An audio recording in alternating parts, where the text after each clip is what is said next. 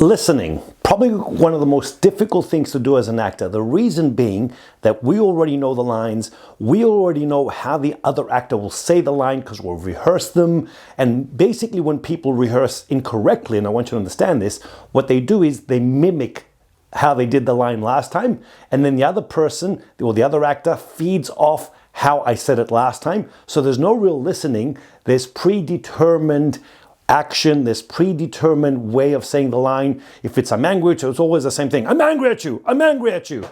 And if you see a play, which I go quite a lot, and then when I see the same play done the same way, if I go a second time, I will walk, because that tells me that the actor isn't in the moment. They're bulldozing it. Same as a scene. It's absolutely pointless for you as an actor to do the same take again and again, the exact same way. That means I'm not taking anything in. I'm not even listening. And what I'm doing is I'm doing the line the way I've pre-programmed it up here. You may as well stay home and do it with nothing interacting, okay? I want you to remember the golden rule to acting. The character does not know the lines, which begs the question, what is the character focused on? And I'll give you a very basic example. There's thousands I could give. If the character is coming home from work, that's the activity. Now, it's different if the character's coming home on a Monday or a Friday. That's how specific I want you to be. Don't be general with your choices because it'll turn out to be shit. Monday is different from Friday. Friday, you know it's Friday, so there's kind of more fun to it. You're going to have a great weekend. You're going to do this. If it's a long weekend, even better. So while let's assume it's the character and I come home and I unwind from work. Let's assume that my wife, because that's just the example I'm giving, her line is, I love you, darling. Or just I love you. We'll cut the word darling. I want you to understand this now. The way I respond to her saying I love you is based on how she says the words I love you in that moment, based on the circumstances of the script.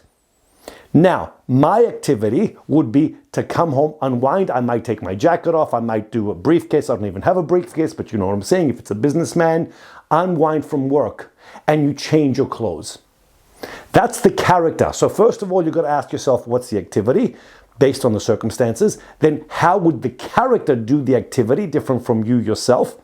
And then this is why we listen, because many directors or many acting teachers say, I want you to learn to listen. So now you've got an actor sitting there listening.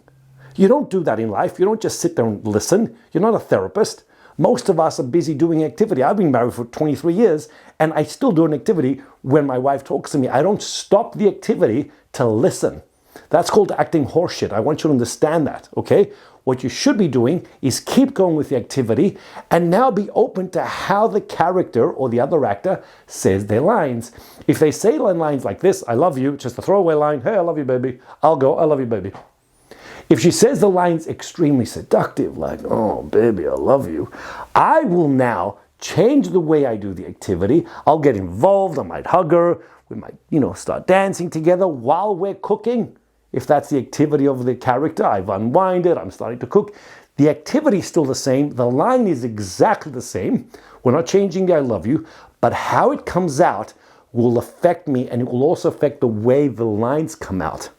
That's called being in the moment. And great actors and great directors know that there's many different ways to come into the scene. She could also say it like a child. You're talking to a child. I happen to be listening to my neighbor's kid right now as I'm doing this. And the line could be, I love you, darling, and it will be very different. It could just be, I love you. Yeah, I love you. Throwaway line. I would react differently. Everyone understands this intellectually. We get on a set and we don't trust it because we're nervous. We're also nervous about how the other actor will say the line because your brain goes, it may not feed me. Well, that's not your job. Your job is to react according to them. It's the director's job to say, hey, I want something more behind that line. If they give you nothing, if it's a fight scene and they just go, okay, I love you, just take it in. You can't tell the other actor, hey, give me more. You don't do that in life. You just take it in. So then I would just keep going with the activity based on what they gave me. I'm in the moment now. And I want you to understand how sometimes it's not what a lot of actors do where they memorize the lines and they just throw them out in different direction. That's called neck up shit. To create the things that connect to that line takes a lot of work. because the line could also come out very loving. Nothing to do with seduction or something. It's just a very caring line. You have to create the person you're thinking of and talking to at your own leisure. And then when you're on the set, they literally right there, and you say the words, I love you. They come out differently. True story, I have a friend of mine, they were having an affair, they were in San Francisco. You can figure out why they're in San Francisco. And his wife called me. And she says to me, is he having an affair? And I said, why do you ask that? And she said to me, and I'm not kidding you, she said, it's the way he said, I love you at the airport. At the time, they were married for 15 years. For 15 years, he said, I love you. But that day, the way he said, I love you came out differently. That's acting at its best. You need to understand that as an actor. And when you're listening, you don't necessarily have to do much, because if all I'm doing is just listening, I'm not involved in the activity, I'm not involved in the circumstances of the script, then I sit there like this and I'm just listening. And then if they do like a reaction shot, all I'm thinking now is reaction shot. I'll go, just bullshit. That's me mimicking shit. No one even said a line. So you don't need that.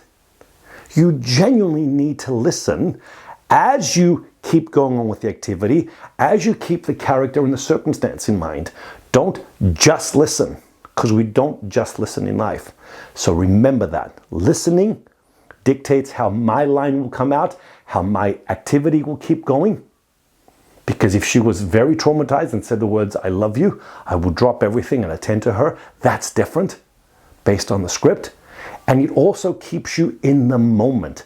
Very hard to do, very hard to trust. But you've got to start doing that every time you rehearse. I want you to listen to that line and do the activity as if you're doing it for the very, very first time. Take care. Thanks for listening. Hope you subscribe. Bye.